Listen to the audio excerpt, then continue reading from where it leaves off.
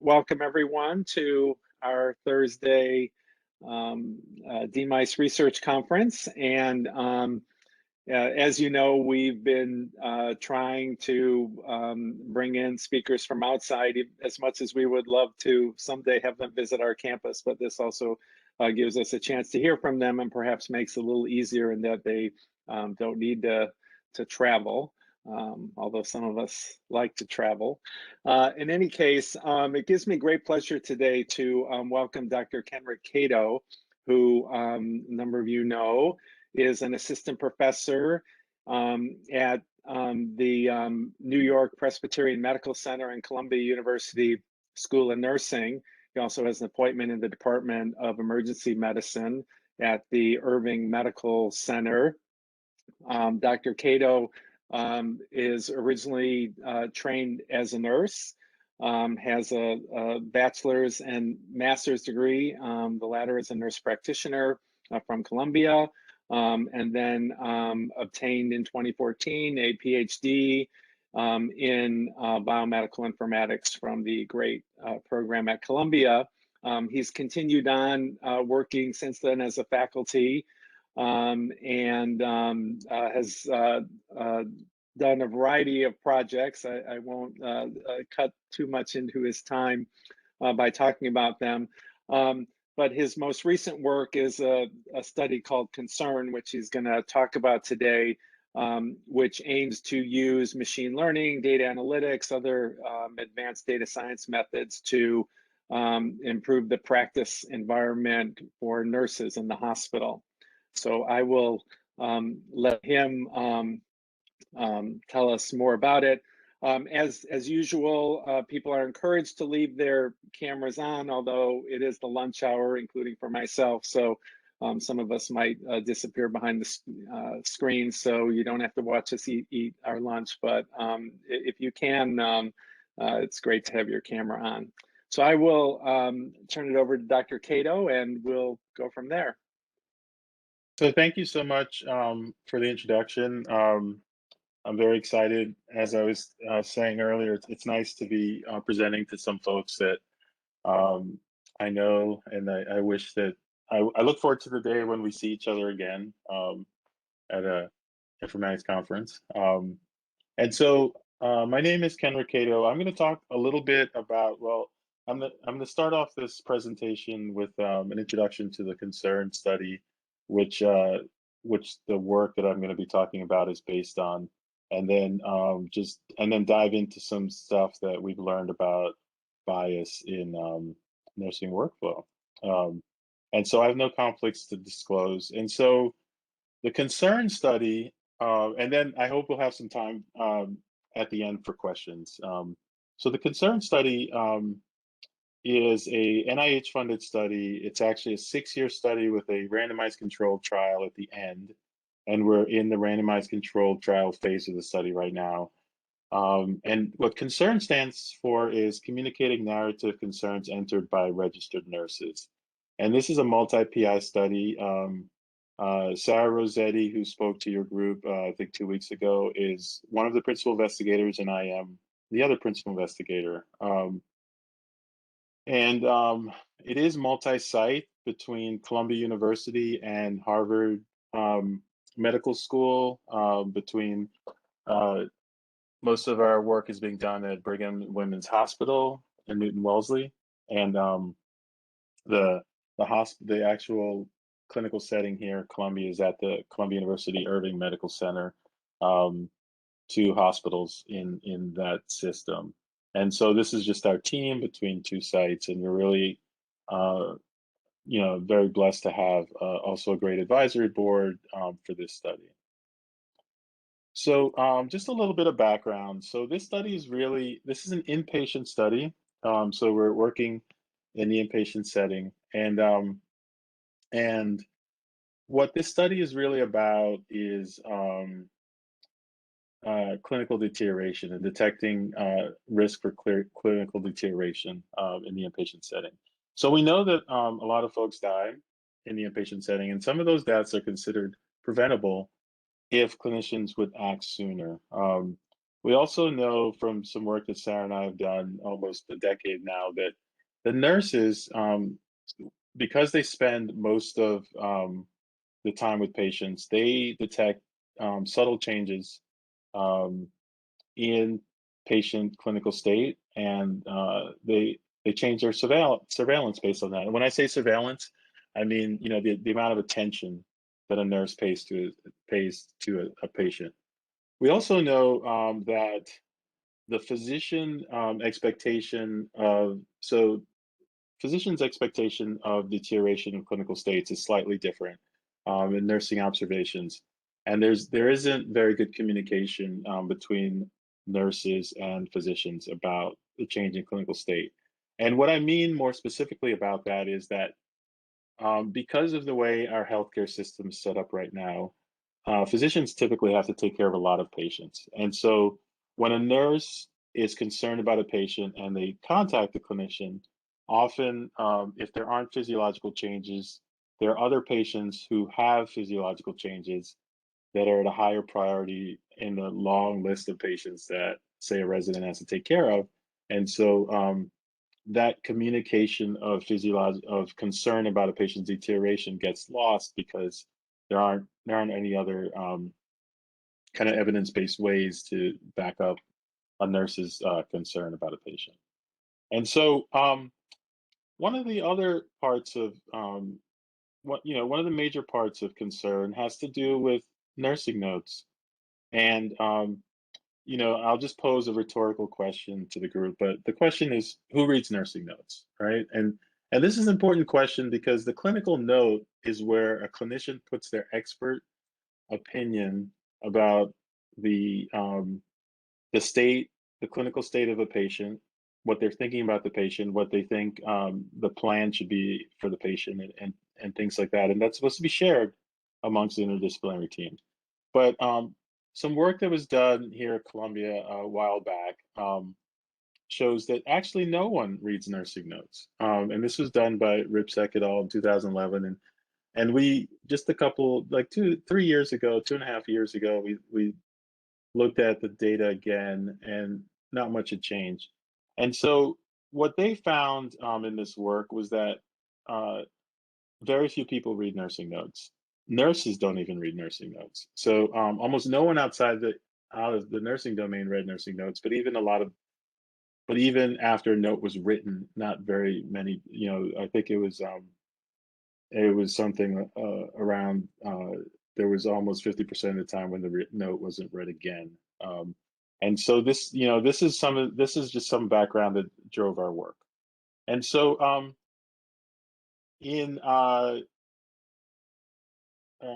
around 2008, 2009, we started doing work looking at interdisciplinary communication um, and um, and patterns in nursing documentation. And what we found was um, that when nurses, as I mentioned, are concerned about patient deterioration, there we could detect some signals in the electronic health record. And so we did a study looking at patients. And what you see here is just a graph from the study, the analysis.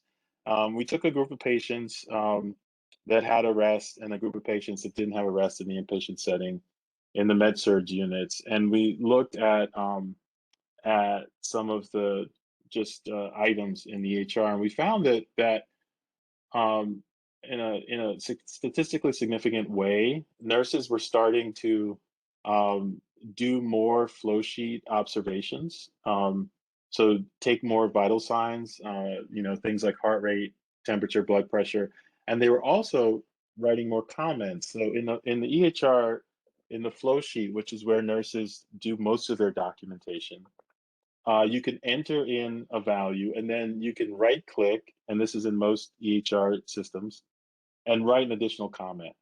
And so one of the things that we found was a strong signal for the patients that eventually had an arrest was the fact that nurses chose to write a comment. And this is optional documentation. This is above and beyond what's required. And so this was the real first publication that Sarah and I did, where we really started to kind of dig in to the notion of trying to model uh, this concern for patients. And so what is concern? This is so concern is really an early warning system. Uh, we are trying to model uh, a nurse's expert concern for deterioration or risk for deterioration of patient, and provide that as clinical decision support for the entire interdisciplinary team. The Concern Project also, so we use documentation. So we use existing documentation. So there are some other early warning systems that ask clinicians to fill out additional forms and things like that. So because we don't do that and we use what's existing in the EHR, we don't add to documentation burden, which is also something that's important to us, not just around additional documentation burden, but also just fitting into a clinician's workflow. Um, and the point that I'll make here, and I'll make it a couple of times, is that Concern is a little different than other early warning systems because we're actually trying to model clinical expertise. We're not trying to model, or a better way of saying it is we're trying to model expert clinician concern for patients' risk for deterioration. We're not trying to model actual physiological changes in our patient. And so, um, kind of the theoretical framework behind what we do, we call healthcare process models, and this is really looking at, and we just published a paper about this in JAMIA earlier this year. Really trying to model out the healthcare process, and this approach, we're applying healthcare process models for concern about patient deterioration. But when you try to model the process, there are other processes that you can model. And so we've actually, during COVID, the surge we had in New York this time last year, we used the concern approach to model out what level of care a patient was at a bed, because we had beds changing daily, the level of care. So we use this approach to see if a patient in a bed was being treated as an ICU patient, or if they're being treated as a med surg patient, for example. Um, and so what it really models is basically the individual decisions that a clinician makes about a patient. And then inherent in our process is we take a machine learning approach to the data, and then we take it back to clinicians to get domain expertise. Even though on our team we have physicians and nurses, we still go back to practicing clinicians at the bedside, to then loop back to our modeling and adjust our thresholds and things like that based on their feedback. So it is important. I pointed out that we have the documentation that I mentioned, things like notes, they are optional. I mean, not notes, I'm sorry, comments. That's optional documentation. And so, we see things like the method, the model, or the machine that we built. It's not just looking at the fact that there are 10 more observations for this patient than another. It's also looking at it's also using some of the time varying aspects of EHR data. So we actually model, we have modeling where we're looking at every hour and thinking about and doing prediction for every hour, thinking about what makes sense for the features and the model every hour. And the reason I bring that up is because there are then time-based relationships that are important. So, for example, when a nurse wakes a med surg patient up at 3 in the morning or 2 in the morning to take vitals, take a temperature or blood pressure, there's probably the nurse is probably concerned about that patient, and so that's where the timing comes in. There is a periodicity to what happens during a shift, both for any clinical domain you're talking about, and so we can find we look at those distributions and look at the variance in those distributions as well. Um, and so that's what I mean when I talk about the metadata. Um, we're not just looking at we don't really look at the values. We're also looking at the timing of information. And that's, that's what that healthcare process kind of analysis gives us. And so um, there is bias, right? That is important to us, because this talk is going to end talking about bias in nursing workflow. And that bias that provides the signals for risk stratification are some of the biases that I mentioned. So there is bias in when patients are getting their observations. There is a normal distribution. When you look at the distribution, when you visualize the distributions, for example, you'll see that for the most part, nurses chart at a certain time of their shift. For the most part, medications are given at certain points. There's like 3 peaks in most shifts, and observations kind of line up with those 3 peaks. And so those types of biases matter. Things like optional documentation. When a nurse decides to write more notes, or the note is longer than usual, that is a strong signal. And so we do leverage those biases. And so I mentioned our predictive models. So these are just a high level kind of description of the how we then extract features into our modeling. So we look at vital sign comment frequencies, and I mentioned the comments are those observational, those when you right click and add like a little sticky note. We look at the medication administration record, so what we call the MAR, and we have found signals in when PRN medications are given, and when medications are withheld. And a nurse is the one who decides to do that. Uh, we are doing natural language processing on the content of notes. So we did a whole kind of program of research where we went to clinicians and said, what are the concerning concepts? If you saw this concept, and we used a standard terminology called the CCC, which is a nursing clinical classification terminology that maps to SNOMED, and it has concepts. And so we went to different nurses between here and Harvard and said, um, if you see this concept, or if you write this concept in a note, would this concept mean that you're concerned about deterioration? And so we then took those concepts and found those concepts using natural language processing in the notes. And those are some of the features that we use. We do use demographic information. We look at how often the note is written as well, and how often vital signs, the, the the cumulative amount of vital signs that are putting in, and this is proxy for observations and surveillance that clinicians doing.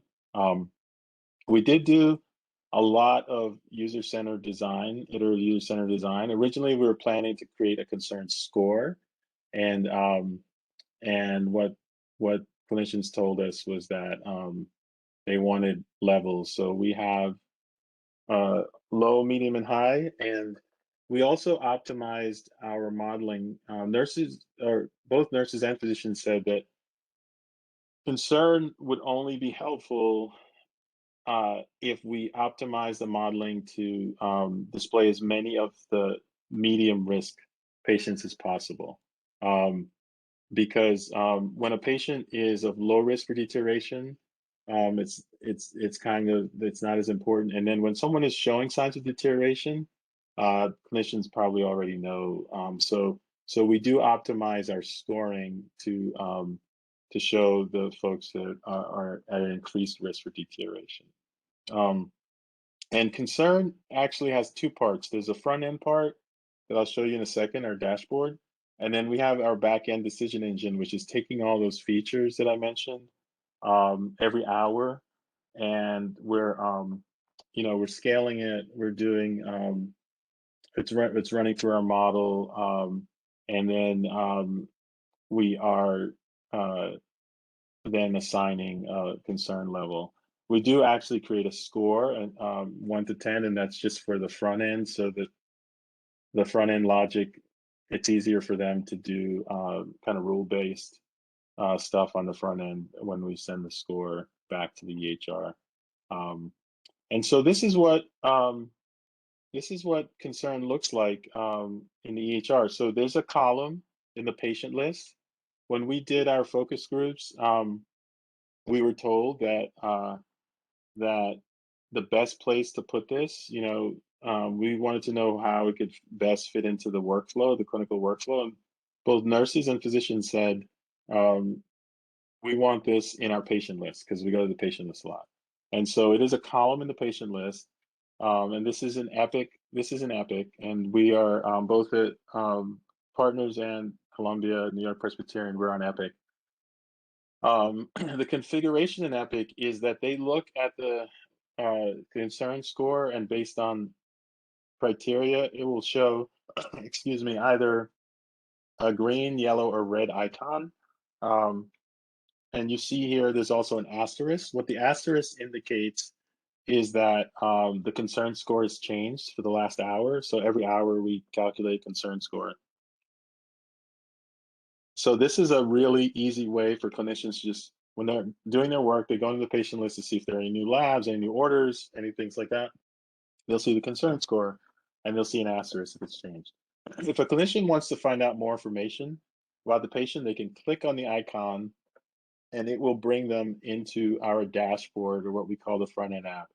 Now, this is a Fire-based app, and so Fire, if you haven't heard about it, is just a standard for RESTful APIs to pull and push data back and forth between a Fire server, EHR, and the app. And so, so what we're doing here is we're pulling data, and we have, the usual stuff you see, and this is opening up in Epic in a window on top of the patient list. We have the usual banner stuff, so you can know it's the right patient, but it's a one-to-one context. So it's showing for the patient you clicked on. That's what the information you're going to get. We show the risk. We also have a trended display of the risk over time, and so you can toggle for different look back times. And then also the center here, what we call the factors, is something that we've worked a lot on, and quite frankly, we're still working on. We're struggling with, and what the factors is. It serves for two purposes. One, concern is actually really about improving communication between clinicians, right? So both physicians and nurses wanted to be able to show and see what is driving the current concern score. So you can see here, this gray line shows. So we took the features that we're using, and we have a whole bunch of features in the model, and we broke them down into buckets basically. And we're doing some what if analysis to show what's contributing to the current concern level. And this gray line, indicates how much it's contributing. And so, if you're a physician and you see the nursing note content is contributing, you can click on it. It'll show you the nursing notes, more recent to oldest, and you can actually read the notes. And so that when you have a conversation with the nurse, you can know what's in the notes, and so it improves communication that way. And that's true for nurses who also want to look at stuff that happened in prior shifts. We also show two things I didn't mention. We actually have two different models. We have an ICU model and an acute care model, which is med-surg. So those are two different models that we built separately because the workflow is different in the ICU and in the med-surg setting. Things tend to happen faster. Patients deteriorate faster. Patients that are different acuity level in the ICU. So we actually have two different models working, and the model knows what setting you're in, that it applies to the patient. Also, we do have right now for the randomized controlled trial, we do have exclusion units. So we're not doing concern in oncology setting. We're not doing concern in inpatient mental health. We're not doing concern in the neurological ICU, because the workflow is very different. And also, we also exclude patients that have a do not resuscitate, do not intubate order active, and we also exclude patients that are on hospice, because the workflow around the concern for deterioration is different. We also show like where a patient is at that hour based on their setting and the distribution of patients, concern level, and you can also link in the dashboard to we have a video that explains what it is and some of our recent manuscripts, stuff like that. So that's the concern app.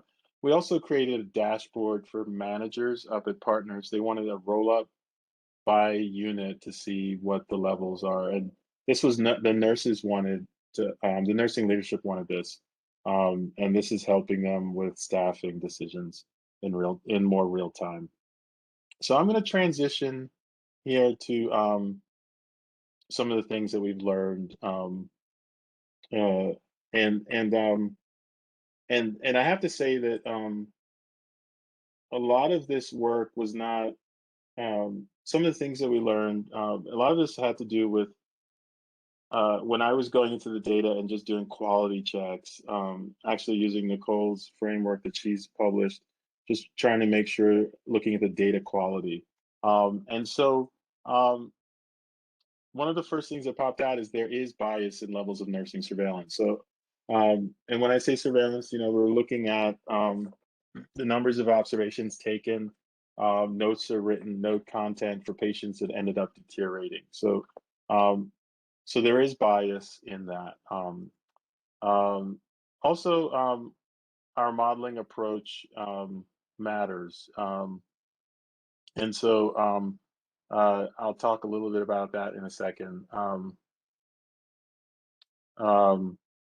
and so, fi- and then We also compared concern to some other early warning scores, and we did find that there was bias in how some of those scores actually performed based on race. When we found bias, we adjusted our scoring to make sure that we reduce the actual bias in the concern levels based on the bias that we saw in nursing behavior. Um, the first, so I did a couple. I did a couple of different analyses. I did and our team have done, and some of this stuff. I think actually all of the stuff that I'm showing you now is stuff that we're actively working on manuscripts for. We haven't published yet. So just to give you a caveat about that. So one of the things that we did was I was actually kind of curious to see if we could find um, we could just out of the box apply some machine learning to observations and see if we could uh, if the machine could actually classify patients based on observations. So what we did was and what I'm going to show you is a preliminary analysis. We're working on a much more detailed analysis right now, but the um, to make it a little bit more rigorous, but we're still getting similar findings. But what we did was we took the first 24 hours of observations for a patient, their first 24 hours in the hospital, either the first 24 hours on a med search unit or the first 24 hours in an ICU. And we looked at all the observations just cumulatively. Um, and and when I say observations, we're talking about flow sheet observations here. And we wanted to see if the machine could classify the patient's race, which obviously is not in the data set. So this is just so you can see here. This is just some of the results that we got. Uh, Not doing a lot of work to improve the modeling. So there is a signal. So what we've kind of shown is that there is a signal, um, and these aren't if you're building a classifier, this isn't super great performance, but there is a signal in the observations by race.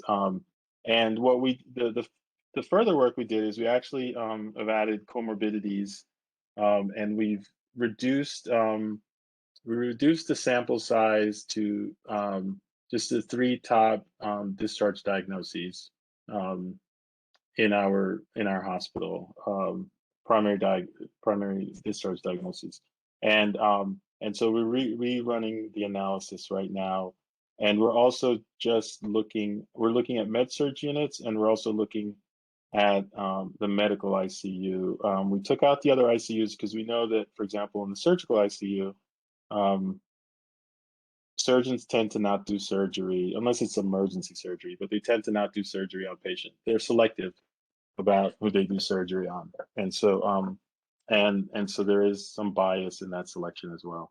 And then, what you see here in this Shapley diagram is these are actually the observation IDs.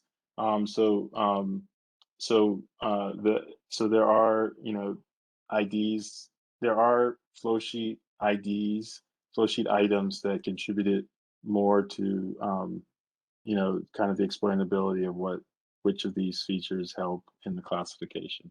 Um, and so the next thing I wanted to show you is, uh, when we were doing our scoring for concern, um, we found that there was a bias in the concern scoring. So what this is an analysis.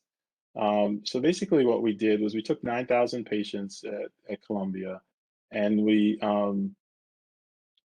looked at their race. So the different lines here are different races. So blue is white, uh, orange is black, yellow is unknown. And in our sample set, most of the unknown patients are just in other work we've done. There's a high proportion of Hispanic patients who eventually end up categorizing themselves as black.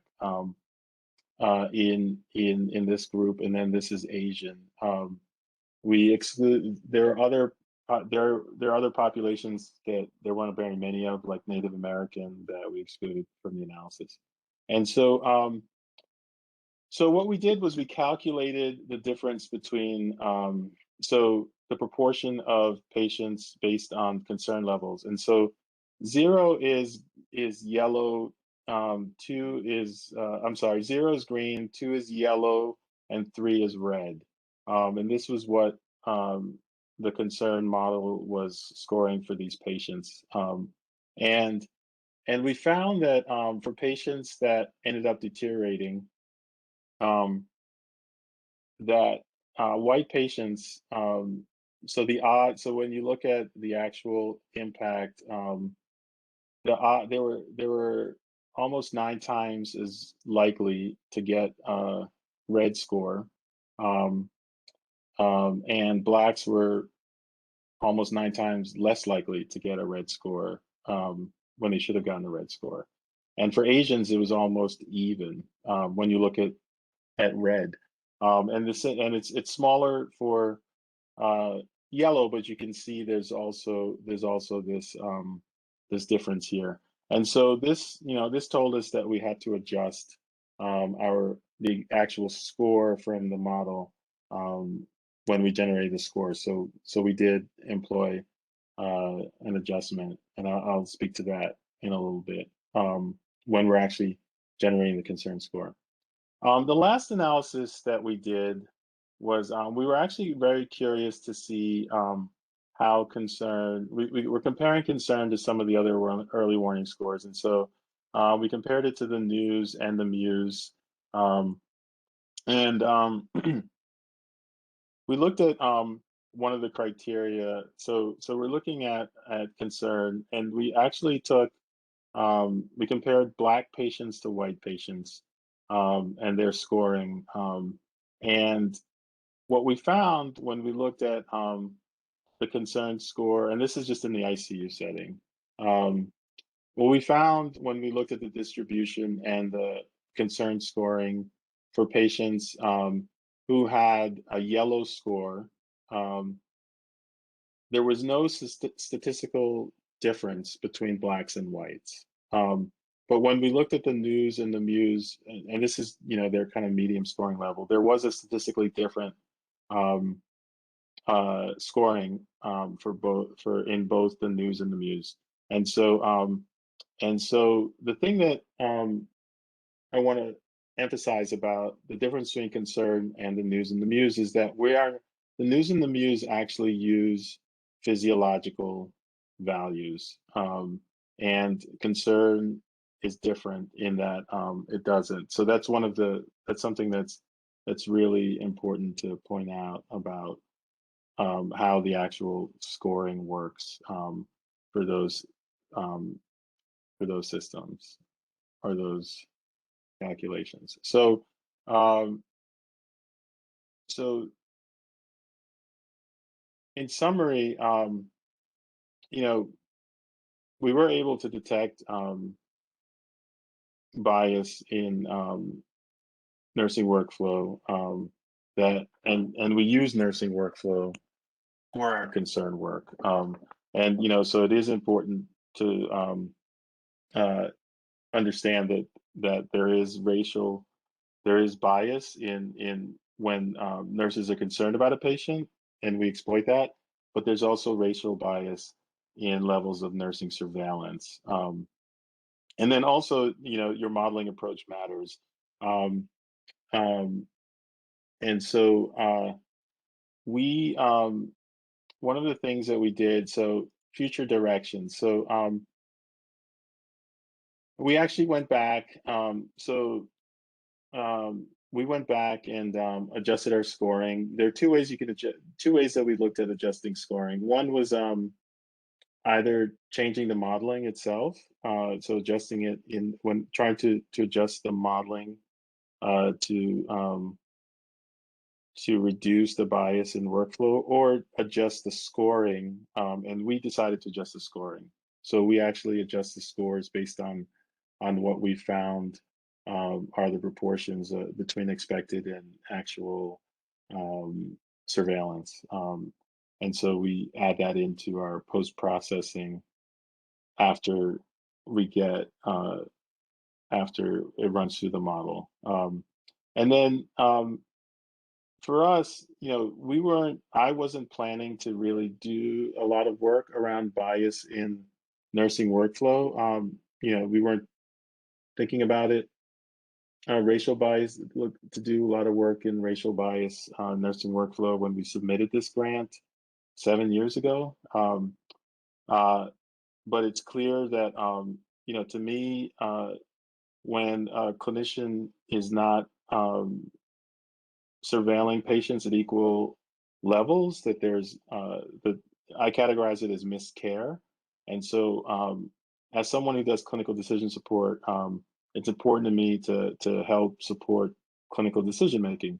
And so we're working on a grant right now to basically see how we can give information back, how we can provide clinical decision support, to say that there is miscare based on your level of surveillance. Where would that fit in the workflow? What would be the most effective way of providing that information back to clinicians, and seeing if that actually has an effect on some of the bias that we found um, in the work. And so, so that's the basically our plan for future directions. And so we have a R01 that's going to be going in later this summer on that work. And so I I would be remiss if I didn't again acknowledge the work of our team, because the stuff that I've shown you has been done not just by me but our entire team. And so I'm very very humbled and happy to work with the folks both on our advisory board, but also the team up at Partners and the team at Columbia. Um, and so I'm going to wrap up now so that we can have some time for questions. So thank you. I see that there is one question already in the chat about And I don't, feel free to unmute yourself. I would love to hear your question. There is a question about how often we we calculate the concern score. So what we do is, I'm sorry, how often we update the concern score. So we're actually, one of the things I didn't mention is in the background, we are using control theory to look at um, the levels of the features that we're pulling in. So there is great concern, and that pun is intended, amongst our clinicians, especially physicians, that nurses will game the system and write more notes, take more observations, write more comments to get more attention about a patient. Um, I my where I sit, and I've had a lot of conversations with folks about this. Where the team, I could say this is my view and our team's view, is that nurses, a primary part of a nurse's job is to identify which patients are in need of additional help. And if the concern tool helps them do that, I don't see nurses frivolously trying to get clinicians to come see a patient that they're not concerned about. So it's not a big concern of mine, but but in saying that, we do have control theory analysis running in the background that's looking at the levels um, over time and trying to understand if those levels the levels of the features, and if they've changed significantly um, to what we expect. And we do have built into the trial actual times where we will update the model um, based on any and change the thresholds of the model based on any features that we see going out of the levels that we've set. Um, and so and that is basically we have it, and that's not, that's taking into account just regular fixes, like if something isn't working. Um, and that we do that on 2 month cycle in the randomized controlled trial, and the trial runs for a year. Um, what I would say also is, if you've ever worked with EHR data, there is constant change in EHR configuration, and so we also are doing work where we're looking to see. So, for example, someone will add a new vital sign in one subunit, like the cardiac ICU, for example. And that vital sign, because we're using Fire, the way they have it configured, the Fire server is not pulling that vital sign in as a vital sign.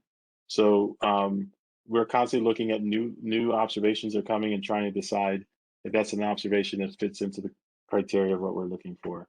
And then those updates we're doing all the time. We just do them when we can to map new features that are coming in that make sense to us. Um, so I hope I answered that Great. question. Yeah. Yeah, and Mina can answer back in the chat, and I imagine other people are also wanting to ask questions. So we people can unmute to ask questions. And by the way, one of the quirks of WebEx is sometimes when you stop screen sharing, it turns your video off. So Oh, your video's off, which if you want to oh, keep I'm it off is sorry. fine. I didn't real. No, no, no. I didn't realize that. Thank you, Bill, for pointing that out. Yeah, but if I can ask a question, so your randomized controlled trial originally was basically looking at whether the concern score led to having that available led to improvements in patient care, as I understand Yes. it, or in patient outcomes. So the primary outcomes for a randomized controlled trial are inpatient mortality and length of stay. So those are the major outcomes. We have a lot of outcomes or other things that we're interested in, but the other secondary outcomes that we have, that we promise in NIH that we look at are things like readmission rates, and we're also interested in what clinicians do um, after they see a certain concern level as well. So we're interested in the behavior of clinicians after they So and we have logging in the app so that we can see what they actually look at, those different sections and links. We get logging to see what clinicians are actually doing. And so we're looking at that as well. great. So then a corollary would be have and I guess maybe if this trial is still underway, you might not know this, but then does the racial bias in the workflow and the instrument impact patient outcomes, or is that something you plan to look at? Yeah, that's something we plan to look at. We're not looking at that yet.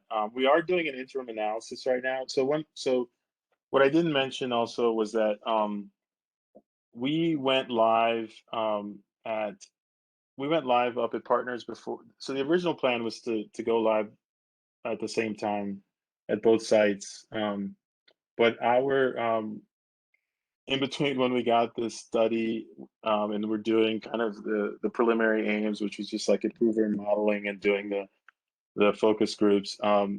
Here at Columbia, in the whole New York Presbyterian Health System, they decided we were in all scripts at the time. They decided to go Epic. So the Epic implementation happened last year. That pushed our implementation of the trial back. Um, and so and so the interim analysis we're doing right now is only on the partners data because that's been live since last July. And one of the things we also want to know is, in an interim sense, like, do we see any major changes in our primary outcomes? Or, uh, do we, so we don't have an interruptive alert. Um, and clinicians were gave us very strong feedback to say that they did not want another alert. So that's why our clinical decision support is offered in the patient list. If in our interim analysis we don't see a change in our two major outcomes, we might consider strongly to add an interruptive alert. So that's something, Great. by the way, of analysis that we're dealing with right now. Great. I'll let others speak up. I see Peter has raised his hand. Yeah, Yeah. Pete raised his hand. Kenrick, thanks a lot. It's so nice to hear your work and your project is fascinating. Question I had, so with the bias, when you have a model that gives an output of 1 to 10, that the level of concern, that was Yeah. presumably trained on a set of people, and I was wondering whether that training set was biased in terms of numbers, like the population, and whether you Yeah. balanced for that, and whether that may have handled the bias that you ended up seeing in the final result. Yeah, so that's a great question. So in the training, so one of the really important things for us in predictive analysis, when we were doing the training and the scoring, we actually entered the data in the way it would come in real life. And you know that when you're doing modeling for a system that's actually going to be that's actually going to be firing in real life, that's just something that folks need to take into consideration that we found doesn't always happen. We actually used 5 years of historical data um, um, for all of the patients on the types of units that we are looking at. So there was no selection, there was no curation of the data in that sense. We didn't, the only exclusions we had from our training were the types of situations that I mentioned, like patients who are, we took out, so what we did was we took out patients that eventually, patients that went on, that became DNI, or went on hospice. We took out their data. We used their data before that happened, and there is, I can't remember the time, but we did create a grace period a little bit beforehand. Um, but we didn't. We weren't as concerned about, when you think about the racial biases in the workflow. We weren't concerned about that level of bias in the data because we basically used all of the data. And I should also add that we are doing work right now to think about. So we have the historical model. Before we implement the model into the live app, we actually use historical data, a year's worth of data before that.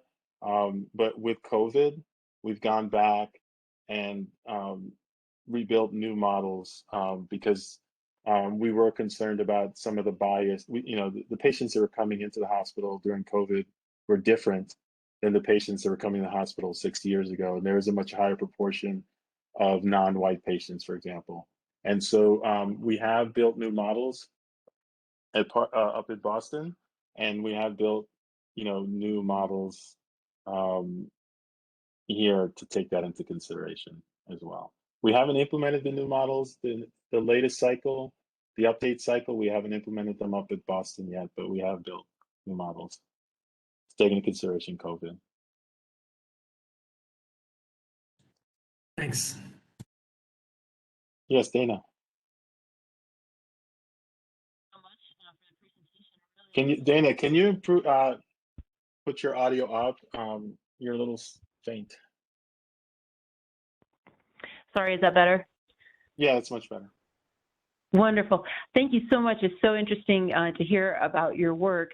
I had two questions. I see one is similar to Ben Sanders in the chat, and that was really interested in your use of participatory design, and was wondering what nurses' feedback has been, if you've had a chance to share with them about the bias that you've discovered and what their reaction was to that.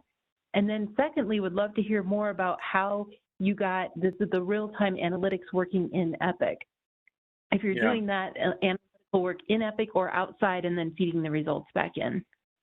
Yeah, that's a great question, both of those. So Ben, just to answer your question, so we have provided that feedback. I also have an appointment in the Department of Nursing Research. So it's a nursing appointment in the Department of Nursing, and I actually go and talk to nurses all the time, different meetings and internal presentations, and I have been presenting some of this stuff. I think that the feedback actually has been mostly positive. Most nurses, there isn't a nurse that has said it. So let's start in a higher level. So nurses are very excited about concern on a high level, first of all. They're very excited that we're using nursing documentation and we're sharing this with the rest of the interdisciplinary team. So they're very excited about that. They're very excited that we're doing rigorous research, that we're doing randomized controlled trial. Every nurse that I've talked to about this bias has said they're not surprised. That's been the feedback that I've gotten from 100% of nurses, whether they're bedside nurses or nurse leaders. Now, I will tell you, there has been responses back from higher level nursing leadership, and we're talking about at the vice president level, about how sharing this with the world might make the hospital system look. But the fact that we have done this analysis across 2 hospital systems, I've been able to make them feel better about that this is a problem that's not unique to their hospital, and that so that it basically ended there. With the implementation in Epic, so it's being implemented as a Smart on Fire app in Epic, right? So it's got a Smart on Fire launch. I would say that we are using fire calls for everything. Just out of the box fire calls that Epic provides, you can go to their public site and see, except for medication administration. We actually have a custom call on the back end where we're pulling that data. Because for medication administration, it's just a nightmare to get it in the way that we want it. But we are using the medication administration record call on the front end, where you see the app, where you see the front end data. So I don't know. So it has been fairly, there are some small things configuration-wise that the Epic documentation said they could do that we had to like find some workarounds, but it's been fairly well supported in Epic. One of the problems we do have is just uh, trying to coordinate the rollout of different predictive analytics. So in the screenshot, for example, I showed you, the circles are round. We actually ended up going with square circles because there's another predictive analytics tool that comes out of the box in Epic that gives you back round circles. So those are some of the things that we ended up having to change after we went live. Thank you so much. There's Any other there's questions? another question in the chat, I believe from Homer Chin. It's the one above Ben's, and maybe actually you might want to take a look at Ben's and see if there's anything you want to add to that. Okay, So yeah. So Ben asked about the features in NLP. So we did some work, and you can it's out there, and we worked with actually Dr. Lee up in Lee Zhao up at Partners. She has an NLP lab. She was trained here at Columbia, so she's one of our Columbia informatics folks. But we did some work with her lab where for the NLP, as I mentioned before, we use the CCC concepts. So CCC has a set of nursing procedure and diagnosis concepts, and we took those concepts and what we're pulling out of the NLP is mapped to what clinical nurses said are concerning concepts. So we have, I believe, 52 concepts, and what the NLP is giving us basically is the prevalence of those concepts in the notes, and those are the features that we're using in the rest of the model with some of the other features. So we're looking at the prevalence of those concepts in the notes. That's for the concepts in themselves. We're also looking at just a raw count of notes, and when they're written, those are other features that we've created that have shown signal. And so I mentioned nurses write notes at specific times during the day, specific note types. And so if you see a nurse writing an additional progress note, for example, in the middle of the night, there is a big signal in that because so yeah, I don't know if that answers your question, Homer, but that's how we're and Dr. Zhao's lab has built. They have a whole process that they have a whole suite that they built for actually identifying those concepts, labeling them, showing them to clinicians, having clinicians weight them, and then extracting the prevalence. And so we use their tool. We've actually built we've actually built our own process now because their tool was actually a lot more complicated than we needed. So we have a simpler process a simpler set of code that reproduces that. well, great. I don't know if there's anything you want to add. I know that Dana had mentioned that her question was similar to Ben Sanders' question, but it is in the Dana, chat did I box answer there both on of your questions? Yeah. Okay. Great. So the only other thing I'd add about concern that we're going to be doing some work with University of Colorado. They have a lot more. Both of the sites here are urban sites. They have virtual nurses that help nurses, say in other states that are at much smaller hospitals. They have some hospitals that are like 25-bed hospitals where everybody's on the same floor. Like it's pediatric, it's adult, it's everything. And those virtual nurses help the nurses at the site monitor patients. So that's a different use case, and we are going to implement concern in that use case for the virtual nurses. And we are curious to see if in a virtual setting, if the same levels of bias still hold. We also are really interested in concordance between the nurse and the patient, racial concordance. We're trying to get to that data. We're trying to get to the clinician race data to do an analysis for that too. So that's just some of the other stuff we're trying to do. Great. Well, we're a little bit we're at the hour, so I want to thank Dr. Cato for giving us a very informative talk and interesting discussion afterwards. And clearly, there's so many directions this research can go.